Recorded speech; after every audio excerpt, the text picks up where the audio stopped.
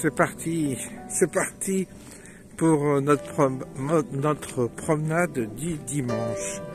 Là, je viens de passer voir ma voisine et elle me parlait de ses expériences mystiques.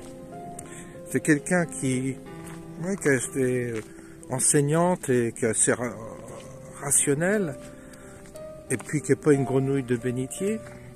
Cependant, on parlait d'expériences paranormales. Je disais que j'avais consacré une chaîne au paranormal parce que les témoignages, à partir du moment où on a des témoignages sincères, et que c'est des témoignages intéressants, parce que tout n'est pas intéressant. Il y a des témoignages qui sont pas forcément, qui méritent pas forcément qu'on les diffuse, qu'on les publie. C'est la pertinence du témoignage. Ça, j'en fais mon affaire.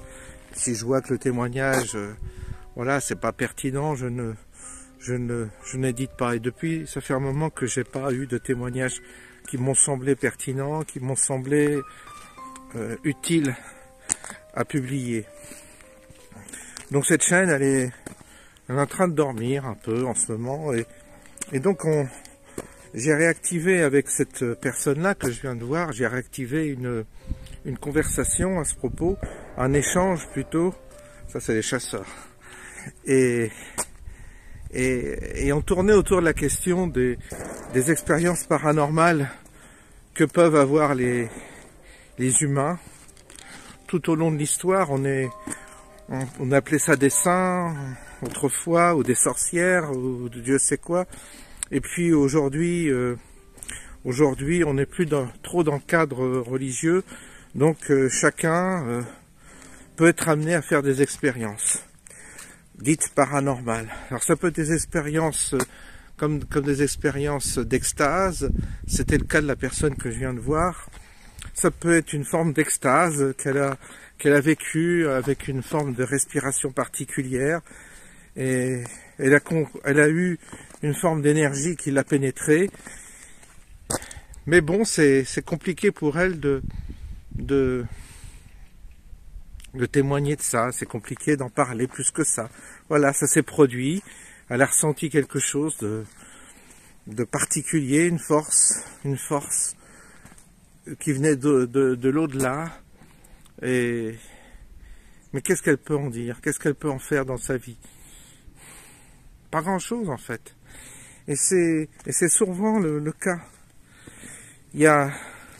J'en ai parlé d'Anis, avec lequel j'ai fait connaissance à travers on en a parlé un peu sur ma chaîne paranormale, des entités avec lesquelles il avait été en contact. Donc aujourd'hui, il a publié un livre, ce qui lui vaut d'être très sollicité par les groupes d'ufologie en Italie. Donc il est très souvent invité dans des conférences, à faire des vidéos avec des youtubeurs passionnés d'ufologie. Et qu'est-ce qu'il dit? J'en sais rien parce que c'est en italien, donc je peux pas écouter ce qu'il dit, ce qu'il enseigne. Moi, ce que je sais, c'est que il a eu ce contact avec ces entités telles qu'il le dit, telles qu'il le prétend, telles qu'il le définit lui-même avec ses mots, avec son cerveau, tout ça. Mais il n'est pas le seul. J'ai eu dernièrement un autre témoignage d'une personne également qui dit qui prétend avoir été enlevé par les extraterrestres, avoir eu une forme d'implant. Et voilà. Donc ça fourmille de... Je dirais qu'à partir du moment où on ouvre la porte à ces questions-là, on peut avoir évidemment beaucoup de témoignages. Mais la question que je me pose toujours par rapport à ça, c'est quel est l'impact de ces expériences-là, de ces gens qui expériencent ou qui ont des expériences de ce type, quelle est leur influence sur le monde, sur la dimension dans laquelle nous sommes actuellement. Une dimension qui est pas neutre. Nous sommes dans une dimension où il y a la guerre, il y a des gens qui meurent, il y a des gens qui sont malades, il y a des gens qui sont riches, il y a des gens qui sont pauvres, il y a des gens qui sont nés avec une cuillère en argent dans la bouche, il y en a d'autres qui sont nés dans la misère, il y a eu... C'est plein, ça fourmille de questions. Notre dimension est porteuse d'interrogations, c'est une dimension énigmatique, la nature, les animaux tels qu'ils se comportent, notre ADN, comment a-t-il été fabriqué, comment est-il, et de quoi est-il fait vraiment, quelle est notre véritable nature, etc. Donc, je m'aperçois que d'un côté, il y a des humains, je dirais, comme vous et moi, et peut-être que parmi vous qui me regardez, certains ont eu ce type de contact, d'expérience particulière, et donc on a une partie de nous qui peut être en contact avec quelque chose qui n'est pas de cette dimension dans laquelle nous sommes. Et du coup,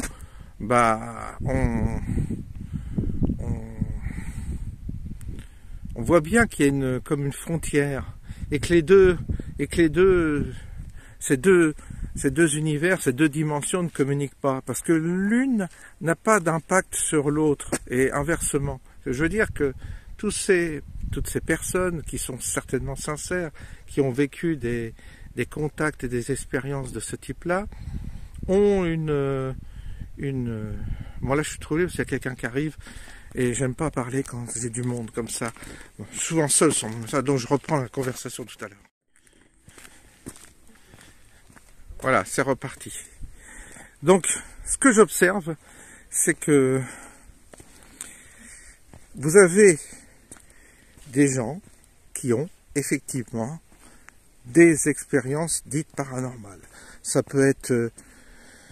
Ils peuvent voir des entités, ils peuvent voir des gens décédés, ils peuvent voyager dans le temps, ils peuvent voyager dans l'espace, ils peuvent sortir de leur corps, etc., etc. Je vais pas, si vous voulez, décliner toutes les possibilités, tous les sujets qui sont en rapport avec le paranormal. Mais à un moment donné, la question que je me pose, c'est quel est l'impact que ces gens-là, porteurs, je dirais d'une certaine façon privilégiés par ce type d'expérience, quelles sont leurs forces, est-ce que ça leur donne une force dans notre monde concrètement, dans notre dimension. C'est-à-dire, vous avez quelqu'un qui est malade, sont-ils capables de soigner cette personne malade?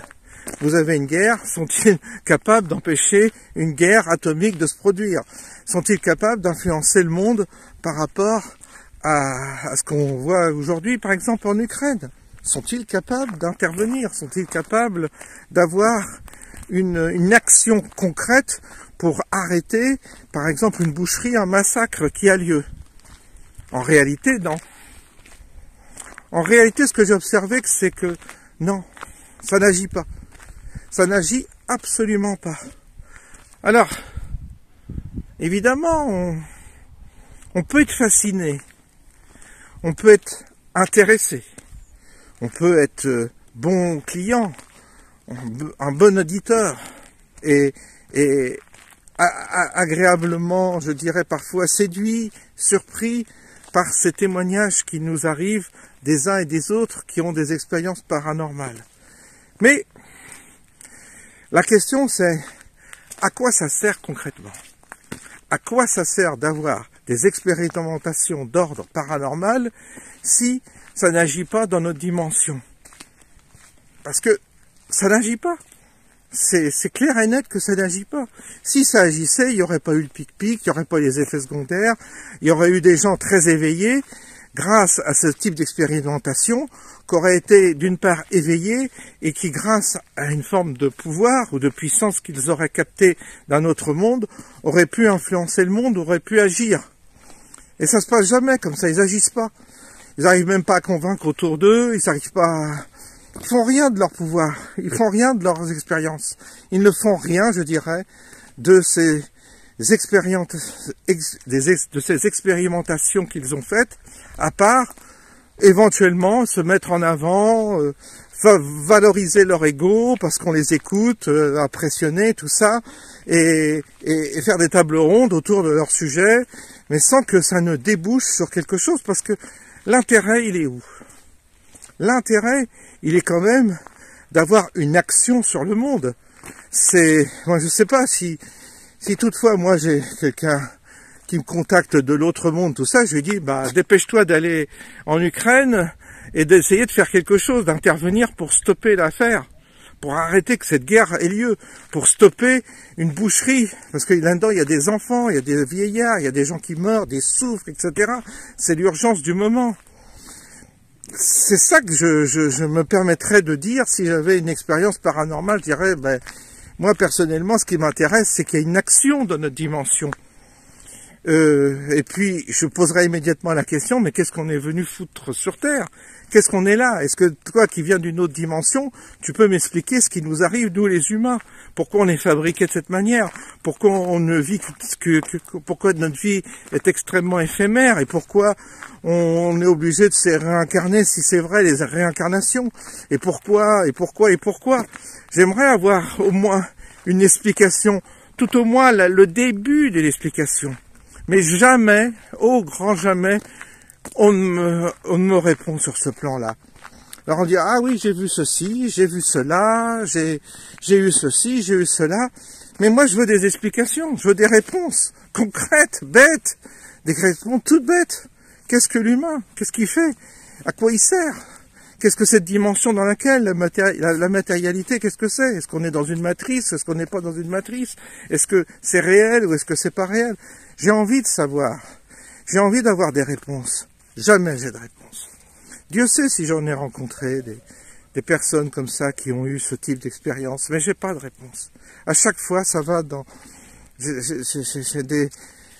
pas d'explication. À chaque fois, c'est vague, c'est mystérieux, c'est une forme de mystère entretenu comme ça. Mais il n'y a pas de réponse. Et puis, ce que j'ai observé, c'est que concrètement, la vie de ces gens-là, ils sont malades comme nous, ils ont des handicaps comme nous, ils ont des galères comme nous, des galères financières, des galères d'éducation, ils ont des galères avec parfois leurs enfants, leur famille, tout ça. En gros, ça leur sert à rien concrètement dans leur vie. J'ai vu que ça n'apportait rien de valable dans leur vie. Alors ils ont de belles expériences comme ça, mais concrètement dans leur vie incarnée sur Terre dans cette dimension, ils n'ont pas de privilège. Ils n'ont pas un privilège particulier qui ferait que, je sais pas, à part gagner de l'argent parfois en exploitant une forme de mécanisme d'aura qu'ils auraient en essayant d'impressionner leur auditoire, et donc ils prendraient de l'argent d'une manière, je dirais, presque malhonnête auprès de personnes ils joueraient les gourous et ils obtiendraient de l'argent comme ça. Alors là, évidemment, leur situation va s'améliorer puisqu'ils jouent sur un registre style gourou. Moi je sais, j'ai des tas d'expériences, tout ça, donnez-moi de l'argent, je vais vous dire ce que j'ai vu. Mais ça s'arrête là, parce que d'une part, ils font la vie les disciples de ces gens-là ont des vies souvent cataclysmiques, catastrophiques.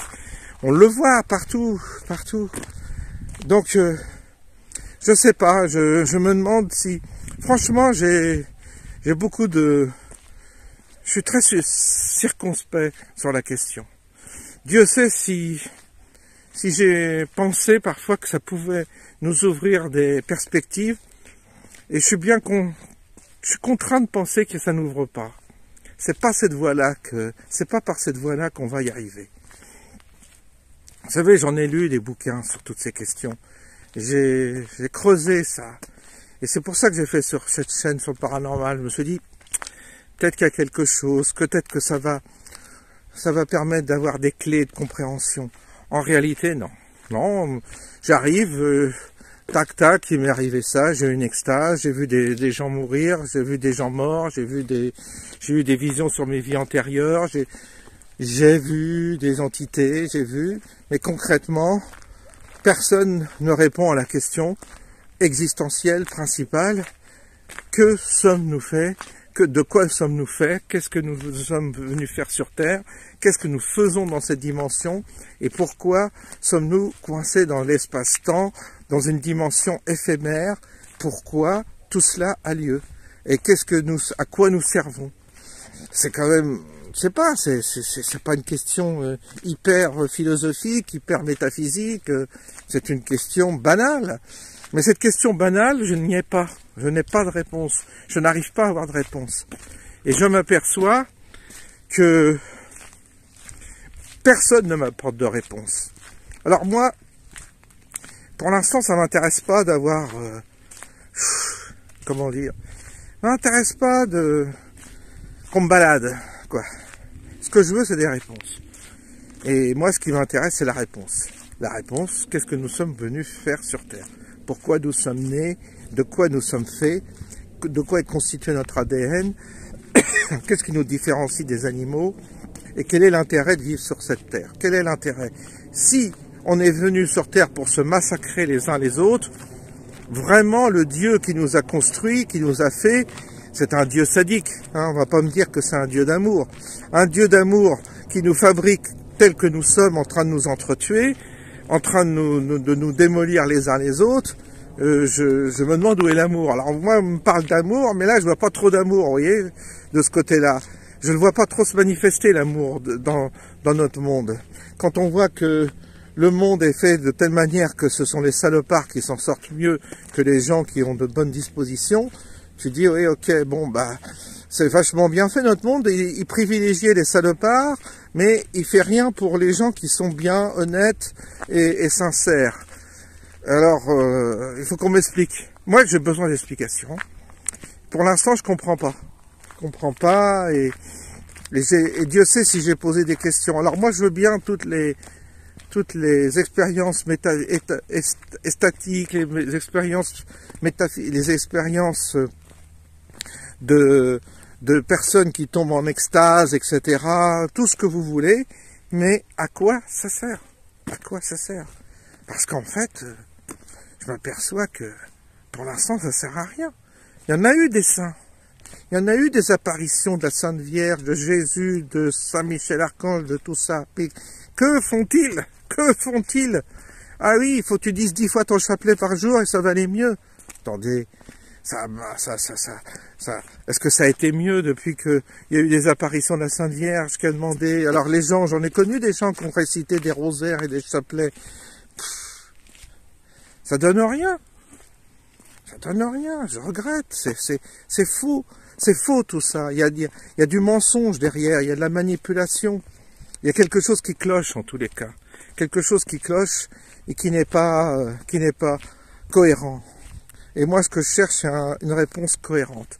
Une réponse valable. Et pour l'instant, je n'ai pas de réponse. Je n'ai pas de réponse. Et plus ça va, moins j'ai de réponse. Moi, je n'arrive plus à me satisfaire de ces gens qui expérimentent je dirais, des situations paranormales sans que ça porte ses fruits dans notre monde concret, réel, dans notre monde de tous les jours, dans notre dimension à nous.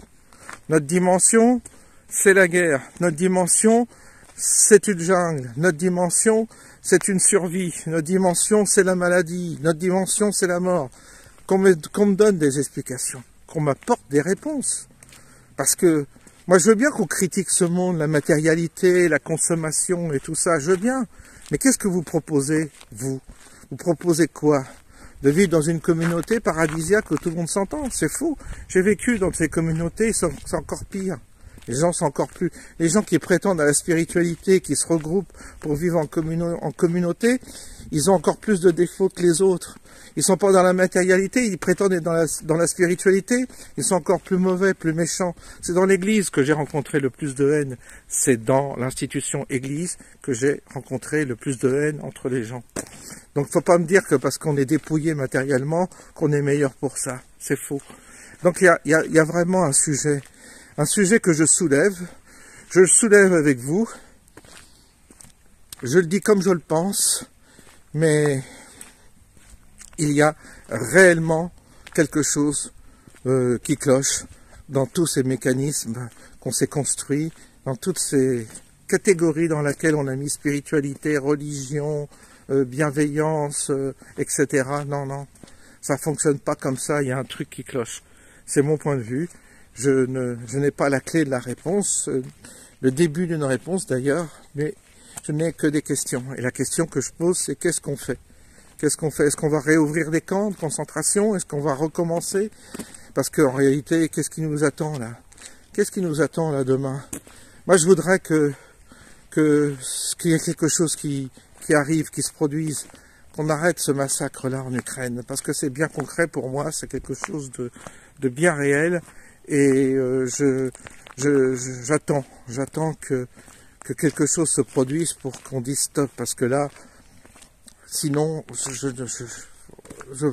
sinon, je veux pas croire qu'il y ait des entités, des extraterrestres, tout ça, qui soient là à nous regarder en train de nous entretuer, qui disent oh bah tiens ils s'entretuent, c'est vachement intéressant, ils sont en train de s'entretuer, sans intervenir, sans rien, sans nous arrêter.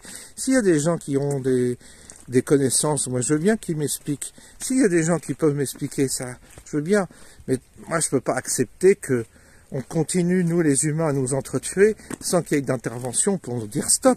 S'il y a des gens qui nous sont supérieurs, qui sont nos aînés, qu'ils interviennent pour nous dire attendez là, on va vous apprendre un peu ce que c'est que votre mission sur Terre et que vous n'êtes pas là pour vous entretuer. Mais non, on laisse faire. On nous regarde comme ça, comme des petits asticots en train de s'entretuer. C'est super. Donc là, il y a de quoi se poser quand même des questions.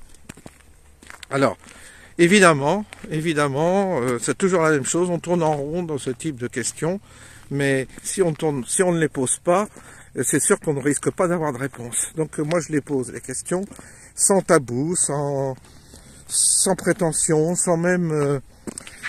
voilà, je me pose la question, je me dis, bah voilà, pourquoi on a autant autour de nous de gens qui ont des contacts, des expériences paranormales, tout ça, et qu'en réalité, tout cela rassemblé ne donne strictement rien quand on est face à un conflit comme actuellement qui se passe sur notre terre et qui entraîne des massacres et de la boucherie. Pourquoi tout cela ne sert-il à rien? Donc, je pose la question. Et maintenant, bah, il n'y a plus qu'à attendre la réponse. Peut-être qu'elle me viendra, peut-être qu'elle me sera inspirée, et peut-être qu'enfin on trouvera. Parce que ce qui compte, c'est qu'on trouve une clé dans ce monde. Il y a une clé, il y a une énigme très, très, très forte. Il y a une véritable énigme. Et moi, ce qui m'intéresse, c'est de percer l'énigme pour qu'on trouve une manière, une force efficace pour justement transformer ce monde en autre chose. Alors je sais que c'est pas par l'idéologie, je sais que c'est pas par la politique, je sais aussi que ce n'est pas par la spiritualité, je sais que tout cela n'a pas fonctionné. Donc il faut trouver autre chose qui fonctionne, il faut trouver un autre moyen qui fonctionne, parce que c'est pas possible de répéter comme ça des guerres, répéter des conflits, c'est pas possible. Il y a un moment donné, c'est ridicule, ça n'a aucun sens. Enfin, les armes, vous vous rendez compte, on est en train de fournir des armes et des armes qui valent des milliards pour que les gens s'entretuent. On est incapable de se rencontrer, on est incapable d'aller voir les Russes, leur dire bon ben maintenant on se met d'accord, tu prends le Donbass, on en fait une province pacifiée, neutre comme la Suisse, j'en sais rien, puis on arrête le massacre, et puis chacun vit dans ses traditions, dans sa religion, dans tout ce que vous voulez, puis il y a assez de monde, il y a assez de place sur Terre pour que chacun s'organise en fonction de ses traditions, ses goûts, son identité, etc. Donc c'est quoi cette histoire? C'est quoi?